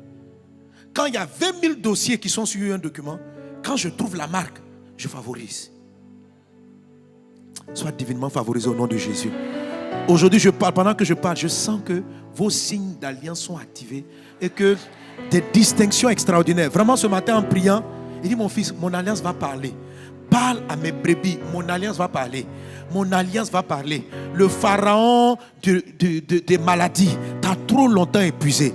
Dieu se souvient de l'alliance. Alléluia. Alléluia. Amen. Et vous voyez, si vous ne portez pas la bague pendant un moment, un jour on peut dire non, madame elle a porté, elle a dû oublier, elle a dû enlever pour faire la lessive, et puis elle a oublié. Mais si l'alliance, le signe de l'alliance n'est pas sur toi pendant un moment, tes amis vont venir te demander, copine, il y a quoi chez vous à la maison? On va te poser la question, qu'est-ce qui se passe? Parce que le signe là, s'il n'est pas présent, il suppose qu'il y a quelque chose que tu es en train de remettre en cause ton alliance. C'est pas ça? Quand le signe de l'alliance n'est pas là, sur le doigt d'un homme, on peut se demander, est-ce qu'il n'est pas en train de quitter sa femme? Donc, ne pas avoir le signe de l'alliance donne un signal. Comme quoi, entre Dieu et toi, il commence à avoir un problème. Ne pas avoir, c'est-à-dire que même si tout va bien, tu peux ne pas mettre ton alliance et puis ta femme, vous entendez comme pas possible. Mais sans le signe, il y a comme un signalement qui est donné dans l'atmosphère. Que entre lui et Dieu, le Dieu qui le garde, qui le protège, qui l'élève là, il y a quelque chose qui cloche, il y a un truc qui ne va pas. C'est pourquoi la marque de l'alliance de bénédiction qui vient au désert numéro 5, qui est déjà active parce que tu as donné ta vie à Jésus. Parce que tu as respecté les principes. Tu ne mets pas de veau d'or. Tu sais honorer Dieu ton Père. Ça c'est l'enseignement, les 7 points de l'honneur. Mais tu honores papa, tu honores papa. Il faut le faire. Et papa est fier de toi. Mais marque, active, mets ton alliance. Marque ton alliance. Alléluia. Gloire à Dieu. Alors, la première marque, j'ai dit il y en a 3, mais je vais citer celui-là. La première marque d'alliance, c'est le nom. Dis avec moi le nom. Le nom. En l'occurrence, ici, c'est le nom de Jésus. C'est une marque d'alliance pour nous. Alléluia. C'est la marque d'alliance qui montre que nous sommes des enfants de Dieu. Quel lien, quelle est la marque qui montre que mon fils est mon fils, ma fille est ma fille? C'est qu'elle porte le nom de famille. C'est pas ça? Amen. Ou bien, c'est pas ça la marque? Sinon, sur le visage, tu ne peux pas savoir. Tu peux dire, lui, il ressemble un peu à la famille de Pasteur Sanogo. Mais tu ne peux pas savoir. Mais c'est quand il va te dire, Sanogo tant, je suis Quadio Christophe, Quadio René. Et il y en a d'autres même pour bien marquer, même ils complètent d'autres prénoms, même ils complètent d'autres noms pour bien dire que c'est la même famille. Parce que s'il y a trop de Quadio et de Sanogo, ça devient compliqué. Est-ce qu'on est ensemble? Donc le nom est une marque. Ne jouez pas avec le nom de Jésus. C'est votre marque. N'ayez pas honte du nom de Jésus. Alors, honorez la première marque qui montre que vous êtes des fils et des filles de Dieu, c'est de ne pas avoir honte du nom. Vous savez, dans Actes des Apôtres, lisez bien, Acte 4, quand les disciples ont prêché, la Bible dit, ils sont venus leur dire après, ils leur ont recommandé de ne plus enseigner en ce nom. C'est-à-dire, vous pouvez enseigner, mais ajoutez le nom là, s'il vous plaît. On ne veut plus entendre ça. C'est la raison pour laquelle, aujourd'hui, il y a toutes sortes de cours de développement personnel qui, beaucoup d'entre eux, la plupart, en fait, la majorité sont tirés des Saintes Écritures. Mais les gens, pour que le monde les accepte, ils enlèvent la marque. ils enlèvent le nom de Jésus. Ils parlent de Dieu. C'est pour ça que vous allez voir, il y a des chrétiens aujourd'hui, ils parlent de Dieu. Dieu est grand, Dieu est vivant. Alléluia, la grandeur de Dieu, la grandeur de Dieu. On dit, mon frère, tout le monde dit Dieu sur la terre. On attend la marque. Alléluia. On attend la marque. C'est pourquoi un chrétien va s'exposer s'il veut chanter un chant que tous les païens vont accepter. Et puis il est là, il chante. Oh, dans la vie, sois patient, sois doux, sois bien. On dit, c'est un chant qui est bien. Mais frère, on attend la marque. S'il n'y a pas Jésus dans ton chant, que Jésus vienne. Là, quand il y a la marque, Dieu se sent concerné. Amen. Chante des chants positifs, motive les gens, encourage les personnes. Mais Dieu n'est pas lié. Et dès cet instant, ton projet, tes idées, ta vie sont en danger. Parce que l'ennemi, s'il ne voit pas la marque, il va te frapper. N'ayez pas honte de votre nom. N'ayez pas honte du nom de Jésus. N'ayez pas honte que vous soyez à des réunions administratives de comment. On va dire non, quand vous arrivez là-bas, il ne faut pas dire. Prie. Quand on dit il ne faut pas prier, tu pries, frère. Il ne faut pas prier en général. Et tout le monde prie Dieu. Oh Dieu, qui est comme toi? Quand tu fais comme ça, tu es d'accord avec tout le monde. Toutes les religions sont d'accord avec toi. Mais non, nous ne sommes pas tout le monde. Nous parlons tous de Dieu. Mais nous, là, nous sommes sauvés. On est une famille. On est la famille qui transporte un nom, le nom de Jésus. C'est le nom là qui sauve. C'est le nom là qui amène le pardon des péchés. C'est une marque. Un chrétien qui n'honore pas cette marque, qui n'honore pas ce signe, Satan peut le frapper, Satan peut le toucher, Satan peut l'affecter. On n'a pas dit de ne pas respecter ceux qui n'appellent pas le nom. Mais toi, il faut savoir que c'est une marque. Dans ta maison, parle. La Bible dit, quiconque invoquera le nom du Seigneur sera sauvé. Le nom, c'est une marque qui nous sauve. Quand tu es dans la tête, tu dis Jésus, c'est un nom qui te sauve. C'est une marque. On n'a pas honte de Jésus. Alléluia. Gloire à Dieu. Gloire à Dieu. Amen. Il y a une de mes filles qui a écouté. Elle a écouté un de mes chants. Dans le chant là, je dis beaucoup de choses, mais je n'ai pas dit Jésus dedans. Il y a un chant, je n'ai pas dit Jésus. Je n'ai pas dit lequel. Donc, j'ai corrigé les paroles. J'ai dit, ma fille, merci, mais je n'avais pas vu qu'il n'y avait pas Jésus. J'ai dit, nous sommes fils de Dieu. J'ai dit beaucoup de choses. Mais je n'ai pas sorti la phrase, le nom là. Donc, c'était un accident en fait. Moi, je pensais que j'avais dit Jésus dedans. Mais la personne, quand elle a fini de lire, d'écouter, elle dit, papa, il n'y a pas Jésus. Hein. Quand j'ai regardé, je lui ai dit, mais c'est tout comme. Moi, l'esprit me dit, mon frère, c'est pas tout comme. C'est pas tout comme. Frère, c'est pas tout comme. Il faut la marque. C'est pas tout comme. Tu peux dire tout ce que tu veux, citer des versets de la Bible, citer tout ça là. Mais il faut la marque. On sait que tu es marié, mais où est l'alliance? Sinon, on a même célébré ton mariage. Mais pourquoi tu te promets sans alliance au doigt? Ça pose un problème. Amen. Quelqu'un donne un bon amen. Et nous, notre marque, c'est le nom. Est-ce qu'on est ensemble? Ça, c'est le nom là qui assure la prise en charge. Ce qu'il appelle l'alliance de prise en charge. Il dit, regardez les oiseaux du ciel, ils ne sèment ni ne moissonnent. Votre Père Céleste prend soin d'eux. Il va prendre soin parce que vous êtes ses enfants. C'est la marque là, la marque du nom. Le nom qui fait que Dieu te prend en charge. Il te donne le minimum. Tu es sa fille. Ça, c'est la première marque. Mais maintenant, les autres marques, ça, c'est la haute protection. La deuxième marque que tu dois honorer dans l'alliance, c'est le sang. Dis avec moi le sang. Ah, je ne t'entends pas bien. Dis le sang. Alléluia. Et le symbole, un des symboles précis du sang, c'est le repas du Seigneur, la Sainte Seine qu'on va prendre. Ne jouez pas du tout avec ça. Et ce sang-là est même ce qui a rendu le nom de Jésus encore plus puissant. Parce que le nom de Jésus chassait déjà les démons. Quand Jésus a envoyé les disciples chasser les démons, ils chassaient les démons au nom de Jésus. De sorte qu'un jour ils sont venus dire, nous avons pris une personne qui chassait les démons en ton nom, mais qui ne marche pas avec nous. Et nous lui avons dit de ne plus le faire. Jésus a dit, mais il fallait le laisser continuer. Donc, déjà, du temps des apôtres, on chassait les démons au nom de Jésus. Mais quand Jésus est mort et ressuscité, la Bible dit, parce qu'il a accepté l'humiliation, il a obtenu un nom au-dessus de tout nom. Donc avant là, le nom de Jésus, c'était au-dessus d'Israël. C'est pourquoi Jésus dit, je n'étais envoyé qu'aux brebis perdues de la maison d'Israël. C'est-à-dire, pendant que je suis vivant, ma première partie de vie, c'est actif pour Israël. Mais quand il est monté à la croix, quand son sang a coulé et qu'il est ressuscité, le nom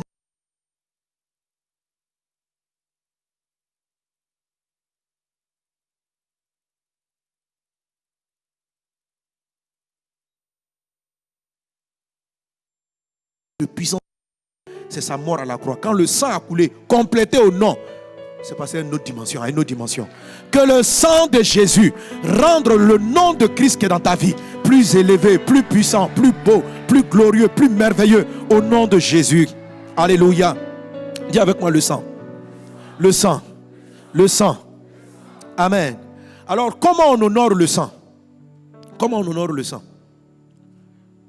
Alléluia. Comment on honore le sang? Il y a 3 éléments. Le premier élément qui honore le sang, et tu vas voir, s'il n'est pas appliqué, comme je dis, le sang n'est plus actif. Il faut savoir que dans le sang est puissant. Il joue un rôle de protecteur énorme. Et ne pas honorer le sang vraiment t'expose à beaucoup de maladies et de problèmes. Énormément. Les premières choses desquelles le nom te protège, le sang, c'est les malédictions. Les malédictions. Les malédictions, ce sont les condamnations qui fatiguent toute la terre. C'est quoi ces condamnations? Je l'ai expliqué dans l'enseignement du samedi. Vraiment, écoutez-le en détail. J'explique ce que c'est que les malédictions. Les malédictions, c'est pas forcément des choses, c'est pas comme ce qu'on croit tout le temps. Il y a des procès au ciel. Tous les jours, des procès. Quand quelqu'un, une femme, insulte son mari, un mari maltraite sa femme, une fille, quelqu'un, tu parles mal à ta nounou, vraiment tous ces actes-là, il y a un esprit qu'on appelle l'accusateur. C'est qui?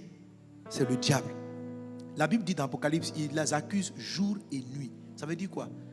C'est comme un procureur. Il monte jour et nuit, tous les jours, toutes les nuits. Il vient amener des dossiers d'accusation. Et il accuse. Et quand il accuse, il réclame la santé. Il réclame la vie des gens. Il réclame. Il va au procès. Il dit, Dieu, procès. Il dit, à quoi encore? Il dit, la fille là, tu veux la faire quoi? Il dit, je veux la condamner à une stérilité, sans enfant. Pourquoi? Voilà. Elle s'est moquée de l'enfant de sa copine. Elle a regardé l'enfant, elle a dit, il est trop vilain. J'ai dit, Satan, à cause de cette affaire-là. Et il amène le dossier. Que c'est son habitude. Il pose. C'est pourquoi Jésus est un avocat. Parce qu'il y a un procès. Il est notre avocat. Parce qu'il y a des procès. Et Jésus va dire, Père, la dame là dont il parle, elle croit en moi. Ah bon? Elle croit en moi. Mon sang l'a purifiée. Alléluia. Maintenant, si elle sur la terre, au lieu de bien s'attacher à Jésus, et puis elle est là, vous pensez que c'est parce qu'on est chrétien, hein? Si tu t'amuses, moi ici là, c'est-à-dire elle est en train de régner le nom de Jésus là. Hein? C'est parce que tu crois que moi je suis chrétien. Si tu t'amuses, je vais te taper tout de suite, tu vas voir. Tu crois que parce que je prends la Bible pour aller à l'église, tu vois des trucs comme ça. Elle renie son nom. Jésus m'a dit, hein, si quelqu'un a honte de moi sur la terre, j'aurai honte de lui au ciel. Donc quelqu'un qui a honte du nom de Jésus là, il a pris plus marque numéro 1. Dieu a honte de lui au ciel. Donc Satan dit, quand tu as eu honte du nom, Satan dit, est-ce que c'est cette dame, on peut appliquer le nom de Jésus? Et puis il montre un film. Tac.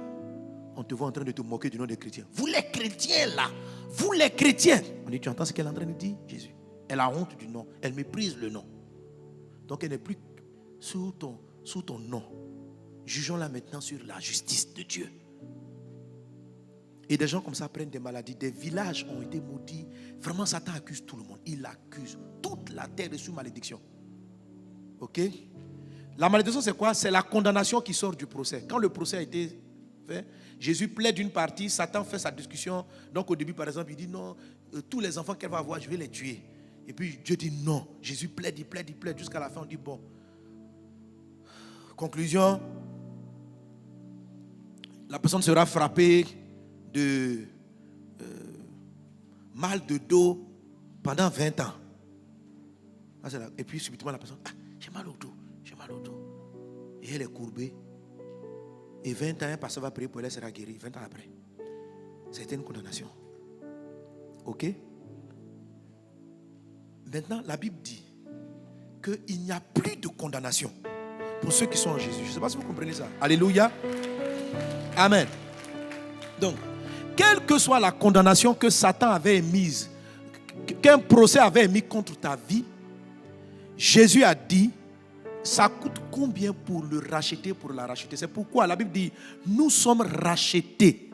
Ça veut dire quoi? On t'avait déjà vendu, on t'avait déjà condamné et Jésus est venu payer. Mais il a payé de sa vie. Les petits mots, les petites injures, les comportements bizarres que tu peux avoir de temps à autre, Jésus, notre Seigneur et notre Sauveur, a donné. La Bible dit, son sang est précieux. Il a racheté au prix de sa vie. Les malédictions qui frappent ton village, les malédictions qui disent que tu n'iras nulle part, toutes ces choses-là, Jésus a payé le prix. Alors quand Satan a demandé le prix c'est combien? Le prix c'est combien? Jésus a demandé le prix c'est combien? Il dit c'est leur vie même je veux. Jésus dit dans ce cas-là, prends ma vie. Et Satan dit quoi? La vie d'un non-pécheur, de Dieu même. Il dit c'est ce que je donne. Le sang de Jésus est un sang éternel, dont l'action est éternelle. Et Jésus, quand il est mort, il est parti dans les enfers pour te remplacer, toi et moi. Il a souffert pour que nous, on ne soit plus condamnés en ces lieux. Est-ce que tu comprends? Son sang a payé ta dette. Le sang, ça a payé ce que tu devais. Amen. Et il est monté aux cieux. Jésus, le salut de Christ là, est trop puissant. Dieu a fait trop de choses pour nous. Trop. Ce qui fait que, à cause du sang seulement, quand Satan, parce que Satan il tente toujours, il vient réclamer, il dit je demande. On dit quoi? Ce gars-là il sort de ce village. On dit oui, mais à quoi le village là-bas? Il dit le village, en 1444, ils ont massacré des villageois. On dit ah bon, Satan a tous les dossiers de l'histoire. Et puis il l'amène. Il dit mais pourquoi tu veux l'arrêter? On dit parce qu'il vient de ce village. Il est origine de ce village. Et maintenant Jésus utilise non. Il n'est plus de ce village. On dit comment il n'est plus de ce village? Parce que non, il y a mon sang qui coule en lui. On dit non, on dit non. Où il est là? Il croit dans le sang. Il croit dans le nom. Il est fils de Dieu. Pourquoi tu veux le rattacher au malheur? C'est annulé. C'est ça le rachat. C'est ça la puissance du sang. C'est ça la puissance du nom. Alléluia. Il y a des maladies héréditaires qui vont de famille en famille, de descendance en descendance. Le sang. Le sang n'a pas la mémoire simplement du nez de ton grand-père. Vous savez, quand je dis le sang a des mémoires, le sang garde les informations. Le nez que tu as, c'est le nez de ton papa ou de ta maman. Les oreilles que tu as, ça appartient à quelqu'un. Et souvent même, tu n'as même pas un visage même de ton père, ni de ta mère, mais de ton arrière-grand-père. Quand on voit les photos, on dit vous vous ressemblez. C'est-à-dire que le sang a mémorisé les yeux de ton parent et a sauté ton papa, ton grand-père, et puis il est venu jusqu'à toi. Le sang se souvient. Donc le sang ne se souvient pas seulement de la forme du nez. Le sang se souvient aussi des mauvaises choses et des bonnes. C'est pourquoi le sang de Jésus, il vient pour effacer et pour te donner.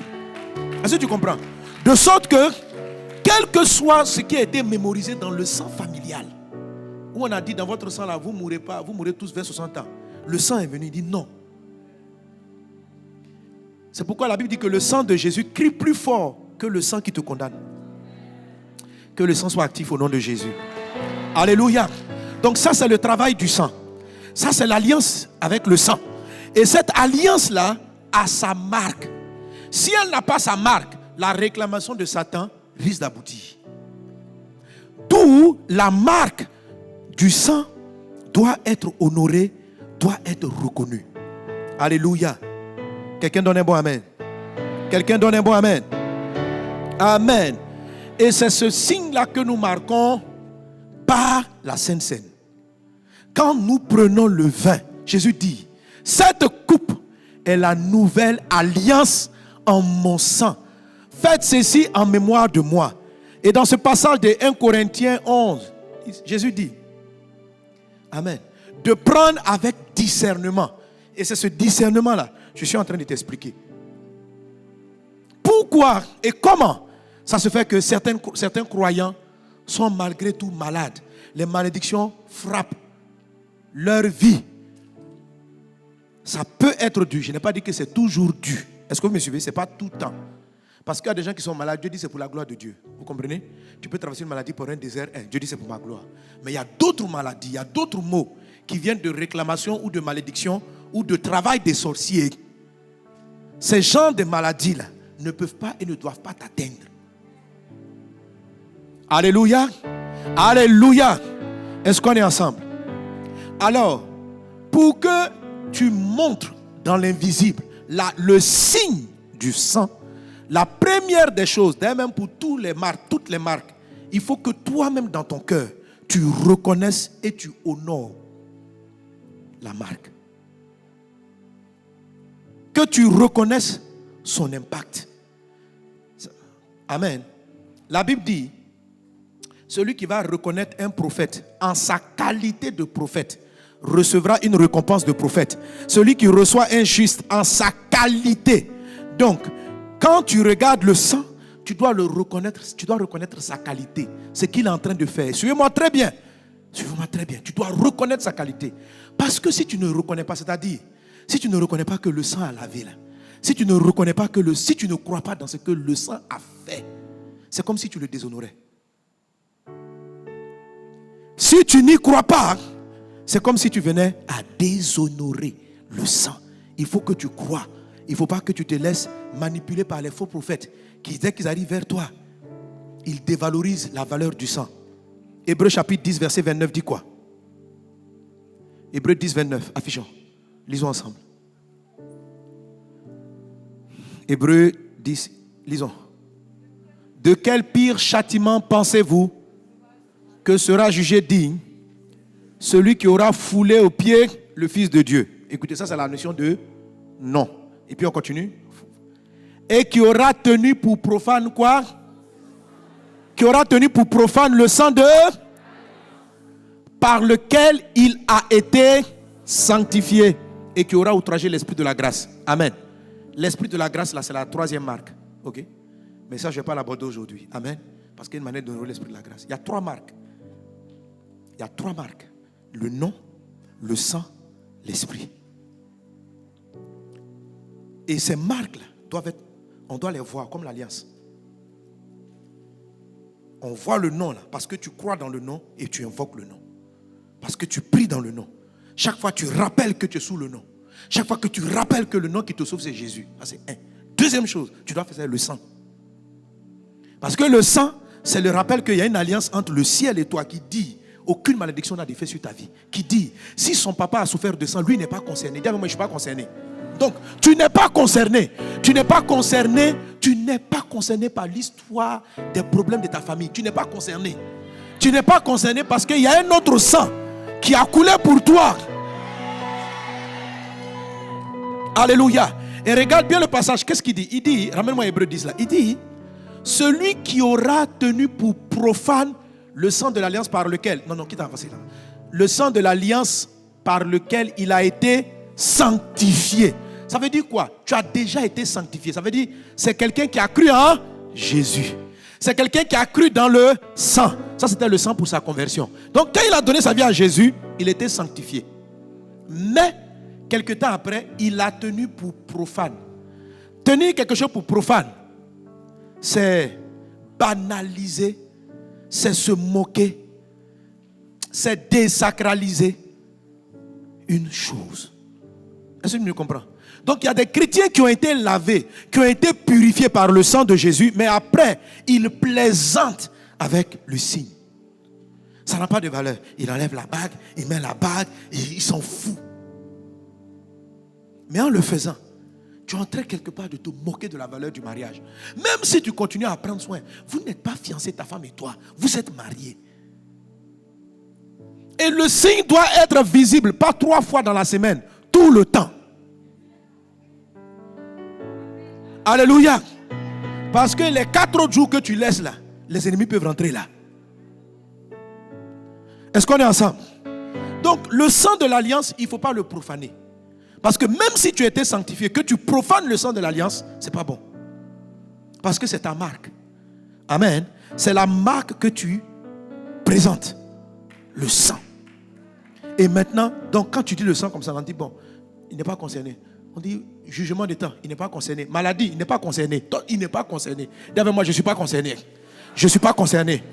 Je ne suis pas dans cette affaire des liens d'hérédité. Mon futur n'a rien à voir avec le futur de mes parents, la vie de mes parents. Alléluia. Je deviens sourd de bénédiction. Amen. Amen, amen, amen, amen. Alléluia. C'est très important.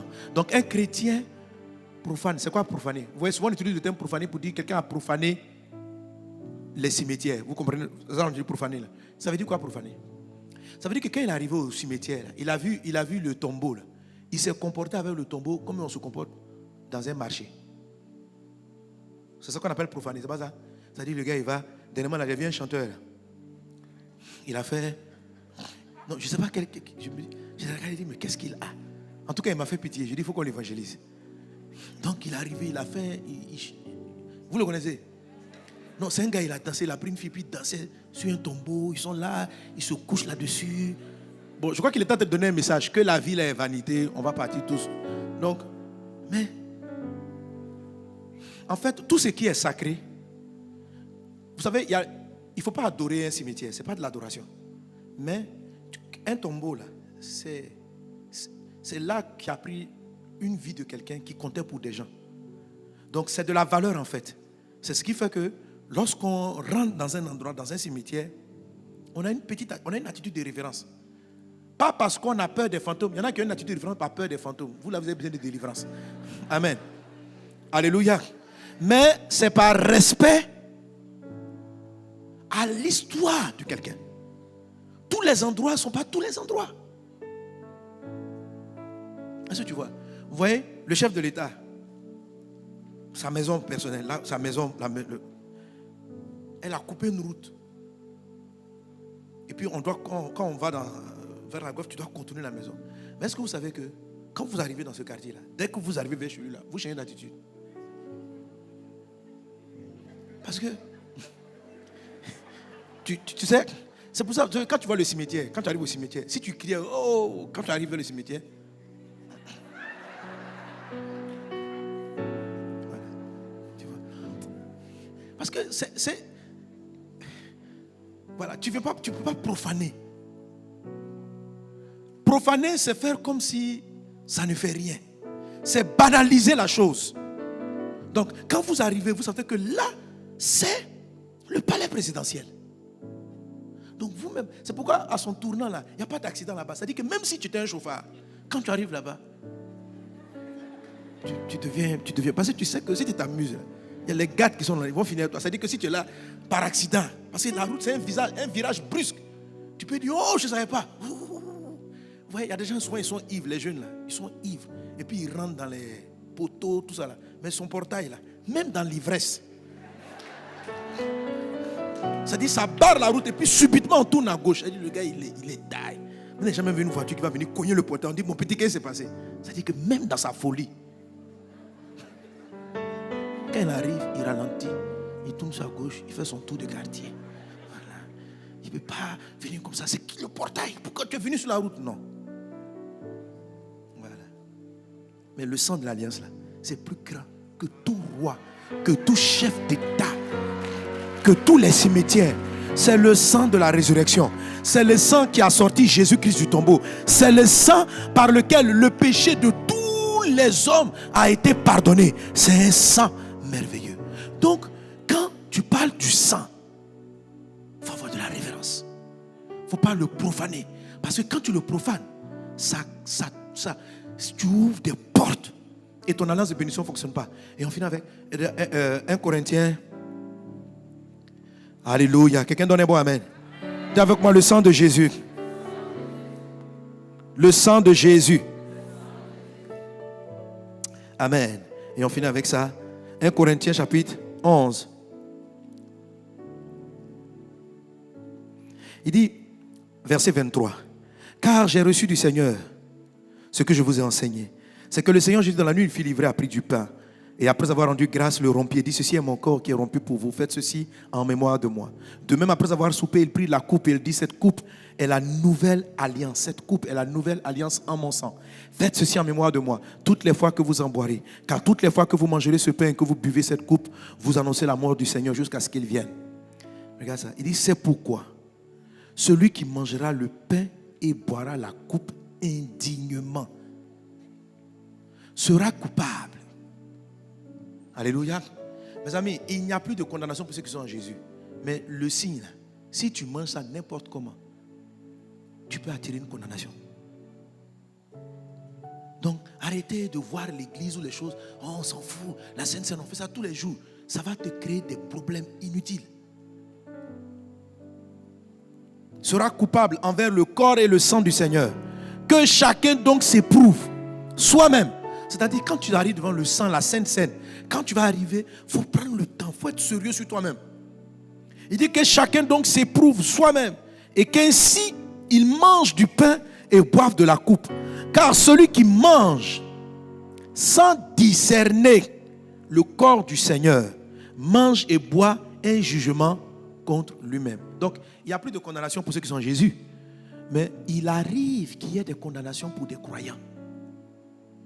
C'est ce que Hébreu nous a dit. De quel jugement trouverez-vous digne celui qui a profané le sang de l'alliance qu'il avait déjà sanctifié? Verset 30, il dit, c'est pour cela qu'il y a parmi vous beaucoup d'infirmes. Écoutez, par le sang de Jésus, ces meurtrissures nous ont guéris. Mais malgré tout, dans leur église aux Corinthiens, il y avait des gens qui étaient malades. Il y a beaucoup d'infirmes et de malades et qu'un grand nombre sont morts. Parce que c'est une église avec des dons spirituels. Ils se croyaient tellement spirituels. Et ils jugeaient, ils jouaient avec les choses de Dieu. Il dit un grand nombre sont morts. Est-ce qu'on me comprend? Donc le sang là, il faut le respecter. Amen, amen. Alléluia. La Bible dit, quand tu prends avec discernement le sang, que tu le présentes, il travaille, il continue d'agir, à te protéger, à te garder, à te marquer, à être avec toi. Alléluia. Faut lire ce passage avec de la crainte, mais il faut voir tout le côté positif du sang. Manifeste le sang, crois dans le sang. Alléluia. Et la dernière façon, de la manière dont on peut déshonorer le sang, c'est quand tu ne crois pas. Rendre profane le sang, là, c'est quand tu ne crois pas ce qu'il a fait. Est-ce qu'on est ensemble? Alléluia. Si un prophète, un soi-disant pasteur, prend une Bible et puis vient t'expliquer comment tu es toujours possédé ou fatigué par les esprits de ta grand-mère, et tu viens, tu es toujours en train de pleurer, oh Dieu, ma grand-mère me fatigue. Le sang, dans notre famille, il y a le célibat me poursuit. Est-ce que tu sais que tu déshonores le sang? C'est-à-dire que le sang de Jésus a coulé pour te racheter de ça, mais toi, tu ne veux pas y croire. Est-ce qu'on est ensemble? Donc, vous présentez le sang de Jésus, quelle que soit la situation. Quand des gens viennent s'arrêter devant vous et mettre en cause la valeur du sang, dites-leur, arrière de moi, Satan. On vient te rappeler, on dit, ma soeur, si tu ne te maries pas, c'est parce qu'il y a un lien d'hérédité qui fait que vous ne vous mariez pas. Est-ce que tu crois en Jésus? Est-ce que quelqu'un croit en Jésus? Alors, quand on te dit ça, rappelle le sang. On dit non, ta grand-mère, ton grand-père, dans votre famille, on ne se marie pas à 10 ans, à 15 ans, à 44 ans, tout le monde meurt. Tu dis, mon frère, je ne suis pas concerné. Pourquoi? Parce que je crois qu'il m'a racheté. J'y crois. Alors, quand Jésus a donné sa vie, il est mort pour toi, il a payé ta dette. Et tu viens encore parce que quelqu'un vient, il sort un verset de l'Ancien Testament pour te dire, en même temps, tu vois, oh Dieu, on dirait ton sang m'a pas bien lavé, oh, ton sang m'a pas bien lavé. Papa, priez pour moi, priez pour moi. Quand je regarde ma vie ressemble à celle de mon aïeul. Oh, prophète, vraiment, Dieu dit, hey, je vais mourir combien de fois? Tu es en train de tenir le sang, là, comme si c'était rien. C'est-à-dire, Jésus est mort pour rien. Il est mort pour toi, tu as cru en lui. Dès qu'un homme se lève pour te rappeler un passé, oui, est-ce qu'on peut enlever le sang de ta grand-mère et de tes grands-parents dans toi? On ne peut pas enlever, mais il y a un sang qui crie plus fort. Il faut croire en lui, il faut arrêter de le dévaluer, il faut arrêter de le banaliser. Alléluia. Arrête de banaliser le sang de Jésus. Arrêtez de faire croire aux gens que le sang de Jésus n'est pas assez puissant. Arrêtez de faire croire aux gens que le sang de Jésus n'a pas effacé tous les péchés, qu'il y a des péchés qu'il a triés. Et il a trié, il a effacé tes derniers péchés, mais les péchés de ton aïeul. Comment ça? De quoi tu parles? Si vous vous laissez accuser pour les péchés que Jésus a déjà payés, vous voulez qu'on fasse quoi? La Bible dit, Hébreu dit, il dit, qu'est-ce que tu veux qu'on fasse à quelqu'un? Le sang l'a déjà sanctifié. Et puis il tient le sang là pour profane. On va faire quoi d'autre? Si Satan vient t'intimider, c'est son travail. Rappelle-lui le sang. C'est comme ça on met en avance. Rappelle-lui, c'est comme si quelqu'un vient, puis dès qu'il commence à te draguer, tu fais quoi? Tu parles pas. Maintenant il commence à te draguer. Mademoiselle, vous êtes belle. Mademoiselle. Et puis tu caches ton doigt. André n'a pas bien vu. Mon doigt là marche pas bien. Mon doigt là... Non!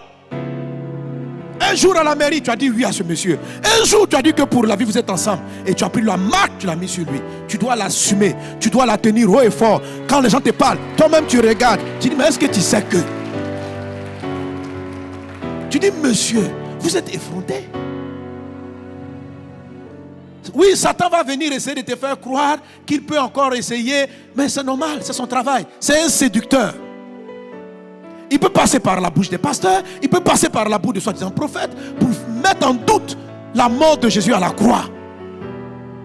Que le sang là ne nous a pas racheté, que le sang là nous a racheté à moitié, que le sang là nous a racheté à 3/4. De quoi parle-t-on? Et si tu acceptes ça, qu'est-ce qu'on peut faire d'autre? Si tu acceptes que tu dois encore rembourser la dette de tes nazes, on va faire comment? On a déjà payé la dette, mais toi seul tu crois que tu es endetté. Les vieux péchés que Jésus a déjà effacés là, tu es là encore pour lui rappeler. Et Seigneur, quand j'avais 3 ans, on dit donc mon sang là, ça fait rien quoi. Non, ton sang là marche, mais pas pour mes péchés de 3 ans. Pourquoi? Non, on dit ça dépend des gravités des péchés. Mon péché quand j'avais 3 ans là, ça ne peut pas pardonner. Ton sang là peut pas être... Donc, je dis, je n'ai qu'à faire quoi maintenant? Je dis, je fais quoi? Ah, faut trouver un autre sang, faut revenir, tu vas faire. Voilà.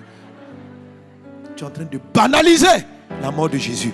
Tiens haut, montre ton doigt, montre la marque, montre la marque. Quand quelqu'un va venir essayer de te rappeler ton passé, rappelle-lui la croix, rappelle-lui la croix. Quand on vient te dire, rentre dans la généalogie de tes arrière-grands-pères, dis-moi, le sang de Jésus. Mon frère, le sang de Jésus. L'ennemi va venir, les sorciers vont venir, ils vont essayer de réclamer. Mais dis, regarde mon doigt. Moi et Jésus, on est en alliance. Moi et Jésus. Donc cette histoire-là, ça ne me concerne pas. Et tu crois dans le sang. C'est comme ça que tu le tiens en haute valeur. Et il opère dans ta vie.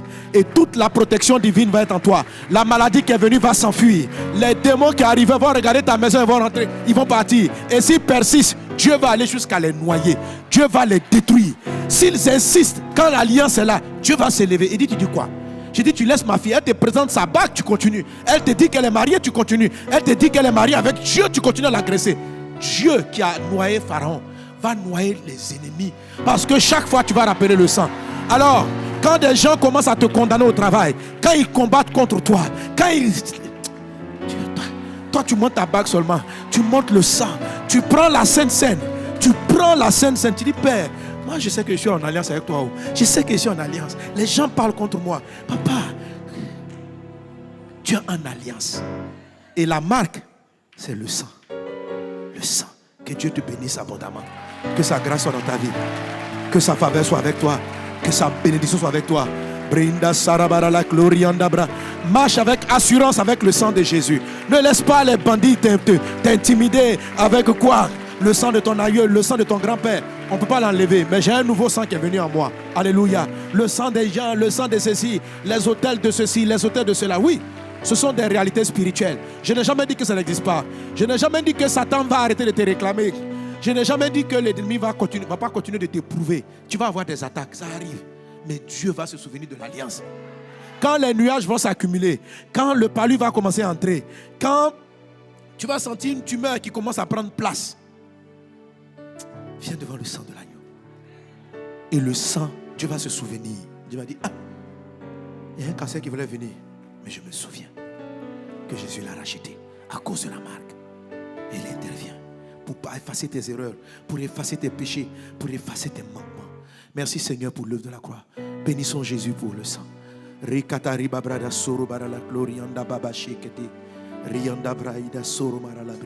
Au nom de Jésus. Merci mon Dieu. Alléluia. Merci Père. Amen. Quelqu'un acclame Jésus.